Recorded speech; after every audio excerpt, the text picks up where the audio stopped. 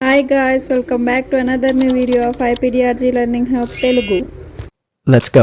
ఈ వీడియోలో inpatient charts code చేసేటప్పుడు ఏమేమి చెక్ చేయాలి, ఏవి ఎక్కడ చెక్ చేయాలి అనేవి తెలుసుకుందాం. ఇన్పేషెంట్ చార్ట్లో మనం చెక్ చేసే డాక్యుమెంట్స్ ఏవి అంటే date and general information details, ED, HNP, progress notes, consult notes, operative note, discharge summary ఇవన్నీ ఖచ్చితంగా చెక్ చేయాలి. డేట్స్ అంటే పేషెంట్ అడ్మిట్ అయిన డేట్, డిశ్చార్జ్ అయిన డేట్, అప్పుడు మనకు లెంత్ ఆఫ్ స్టే ఎన్ని డేస్ అనేది తెలుస్తుంది. తర్వాత జనరల్ ఇన్ఫర్మేషన్ అంటే పేషెంట్ ఏజ్, తర్వాత జెండర్, మేల్ ఆర్ ఫీమేల్. ఈడీలో ఏం చెక్ చేయాలంటే పేషెంట్ యొక్క కంప్లైంట్ ఏంటి, ఎందుకు వచ్చారు, రీజన్ ఫర్ అడ్మిషన్. ఇప్పుడు మీకు ఎగ్జాంపుల్ కోసం పేషెంట్ ఫాల్ అయ్యింది, సో తీసుకొని వచ్చారు హాస్పిటల్కు. ఈడీలో రీజన్ ఫర్ అడ్మిషన్ చూసిన తర్వాత ఎండిఎం చెక్ చేయాలి. ఎండిఎం అంటే మెడికల్ డెసిషన్ మేకింగ్, అంటే పేషెంట్ పలానా కంప్లైంట్తో వచ్చారు ఈడీలోకి, ఇన్పేషెంట్గా పేషెంట్ని అడ్మిట్ చేస్తున్నారు అంటే రీజన్ ఏంటి అని చెప్పి మనం అక్కడ మెడికల్ డెసిషన్ మేకింగ్లో తెలుసుకోవచ్చు. హెచ్ఎన్పి అంటే హిస్టరీ ఆఫ్ ప్రజెంట్ ఇల్నెస్. ఇక్కడ 40 years పేషెంట్ ఫాల్ అయిన తర్వాత అడ్మిట్ అయ్యారు, టుడే మార్నింగ్ స్టెప్స్ మీద నుంచి కింద పడ్డారు అని చెప్పి, అంటే పేషెంట్ దగ్గర నుంచి ఇన్ఫర్మేషన్ కలెక్ట్ చేసింటారు కదా, అది అనేది ఇక్కడ మనకు ఒక పారాగ్రాఫ్ లాగా 2-3 లైన్స్లో చెప్తారు. ప్రజెంట్ ఇల్నెస్ గురించి ఓకే చెప్పారు, దాని తర్వాత హిస్టరీలో పేషెంట్కి ఏ డిసీజెస్ ఉన్నాయి, ఏమైనా సర్జరీస్ జరిగాయి, ఇంకా పేషెంట్ యొక్క హిస్టరీ మొత్తం కూడా హెచ్ఎన్పిలోనే చెక్ చేస్తాం అండి. లైక్ పేషెంట్కి వేటికైనా అలర్జీ ఉందా, అలర్జీ స్టేటస్ అనేది ఉంటుంది. తర్వాత past medical history like chronic conditions, hypertension, DMO అనేది ఉంది అని చెప్తున్నారు. సర్జరీ హిస్టరెక్టమీ అనేది జరిగింది ప్రీవియస్గా. తర్వాత సోషల్ హిస్టరీలో చూస్తే స్మోకింగ్ స్టేటస్ అంటాం కదా, ఎవ్రీడే స్మోకర్ అని చెప్పి చెప్తున్నారు. ఫ్యామిలీలో వాళ్ళ మదర్కు సివిఏ ఉంది, ఇలాగా ఇన్ఫర్మేషన్ ఇస్తారనమాట. అలానే లాంగ్ టర్మ్గా ఏమన్నా మెడికేషన్స్ యూస్ చేస్తున్నారా, హోమ్ మెడికేషన్స్ అని దాని కింద ఇస్తారనమాట, అది కూడా చెక్ చేసుకోవచ్చు. ఇవన్నీ రివ్యూ చేసిన తర్వాత కింద అసెస్మెంట్ అని ఉంటుంది అనమాట. అందులో పేషెంట్ బాడీ సిస్టమ్ అంతా రివ్యూ జరిగిన తర్వాత ప్రాబ్లం ఏంటి అని చెప్పి అసెస్మెంట్లో మెన్షన్ చేస్తారు. ఇక్కడ వచ్చేసి హిప్ పెయిన్ అని చెప్పి చెప్తున్నారు.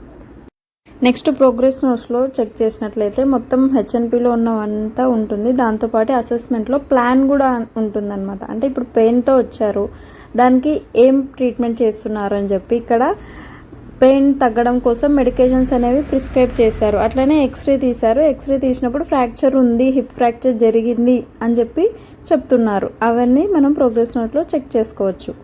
దాని తర్వాత నెక్స్ట్ వేరే సర్జన్ని కన్సల్ట్ అయ్యారనమాట, ఆర్థోపెడిక్ సర్జన్ని కన్సల్ట్ అయ్యారు, ఫ్రాక్చర్ జరిగింది కాబట్టి. సో సర్జన్ వచ్చేసి టీహెచ్ఆర్ చేయాలి అని చెప్పి ప్లాన్ చేశారు పేషెంట్కి. మనము కన్సల్ట్ నోట్ అనేది ఖచ్చితంగా చెక్ చేయాలి. నెక్స్ట్ ఆపరేటివ్ నోట్లోకి వెళ్ళి ఏమేమి చెక్ చేస్తామంటే ప్రీ ఆప్ డయాగ్నోసిస్, పోస్ట్ ఆప్ డయాగ్నోసిస్, దాని తర్వాత ఏం ఆపరేషన్ పర్ఫామ్ చేస్తున్నారు, సర్జరీ ఏం చేస్తున్నారు, ఏ సర్జన్ పర్ఫామ్ చేస్తున్నారు, ఏ డేట్లో పర్ఫామ్ చేస్తున్నారు, కింద డీటెయిల్డ్ ప్రొసీజర్ ఇస్తారు, అది మనము డీటెయిల్గా చెక్ చేయాలన్నమాట. ఇందులో పీసీఎస్ కోడ్ అనేది ఇస్తాము. Last and final discharge summary check చేస్తాం. ఇందులో వచ్చేసి పేషెంట్ అడ్మిట్ అయిన డేట్ నుంచి ఈరోజు వరకు ఏం జరిగింది అనేది ఒక 2-3 లైన్స్లో మొత్తం ఇచ్చేస్తాడు.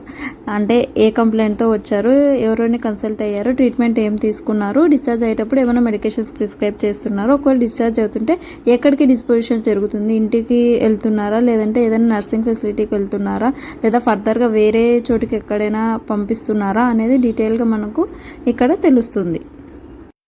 నెక్స్ట్ ఓవర్వ్యూ ఒకసారి మొత్తం, అంటే ఇన్పేషెంట్ మెడికల్ రికార్డు ఎలా ఉంటుంది అని చెక్ చేసినట్లయితే ఇక్కడ నేను ముందు చెప్పినవి అన్ని లిస్ట్ లాగా ఇచ్చాను, ఇలా ఉంటుంది. ఇవన్నీ మనం చూసి కోడ్స్ అనేవి ఇవ్వాలి. ఏమేమి ఇస్తామంటే ఫస్ట్ అడ్మిట్ రీజన్ ఏంటి, అడ్మిట్ డయాగ్నోసిస్, తర్వాత పీడిఎక్స్ ప్రిన్సిపల్ డయాగ్నోసిస్, ఎస్టీఎక్స్ అంటే సీసీ కండిషన్స్, ఎంసీ కండిషన్స్, ఇంకా పీడిఎక్స్ కాకుండా వేరే ఏ కండిషన్స్ ఉన్నాయి, క్రానిక్ కండిషన్స్ ఉన్నాయా, అవన్నీ కోడ్ చేస్తాము. తర్వాత జెడ్ సిరీస్ కోడ్స్ ఉంటాయి కదా, అలర్జీ కోడ్స్ కానీ లేదా హిస్టరీ కోడ్స్ కానీ అలాంటివి ఇస్తామన్నమాట. లాంగ్ టర్మ్ మెడికేషన్స్ ఉన్నా కూడా ఇవ్వాలి. దాని తర్వాత వచ్చేసి పీసీఎస్, ఏమైనా ఆపరేషన్ సర్జరీ జరిగింది అంటే అప్పుడు మనము పీసీఎస్ కోడ్ కూడా ఇస్తాము. అప్పుడు మనము ఆ పర్టికులర్ మెడికల్ రికార్డ్ని కంప్లీట్గా కోడ్ చేసినట్టు అవుతుంది. ఇప్పుడు వరకు మనం ఎగ్జాంపుల్గా చెప్పుకున్న ఈ మెడికల్ రికార్డ్లో కోడ్స్ అన్ని ఒకసారి కోడ్ చేసి చూద్దాం. ఫస్ట్ అడ్మిట్ డయాగ్నోసిస్ కింద హిప్ పెయిన్కి కోడ్ ఇస్తాం M2559 అనేది. తర్వాత రైట్ సైడ్ హిప్ ఫ్రాక్చర్ జరిగిందన్నారు కాబట్టి అది PDXగా ఇస్తాము S720001A. దాని తర్వాత SDXలో ఈ మెడికల్ రికార్డులో CCMCC కండిషన్స్ అయితే ఏవి లేవు.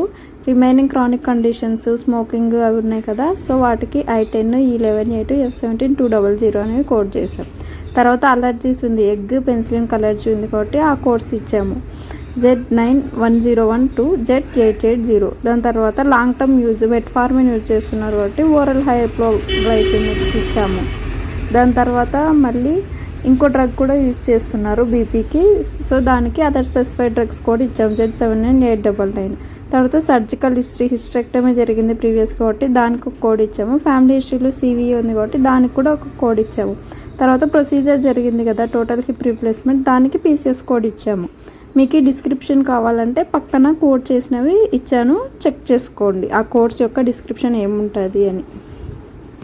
ఇది ఎగ్జాంపుల్ కోసం మీకు చెప్పాను, ఇలా చెక్ చేయాలి అని చెప్పి. ఇవి కాకుండా ఇంకా మనం ఎక్కడ చెక్ చేయాలి అనేది ఒకసారి చూద్దాం, ఎక్కడ కన్ఫర్మ్ చేసుకోవాలి. ఇప్పుడు ఫ్రాక్చర్ ఎక్స్రేని బట్టి ఫ్రాక్చర్ అయింది రైట్ సైడ్ అని చెప్పి చెప్తున్నారు ఇందులో.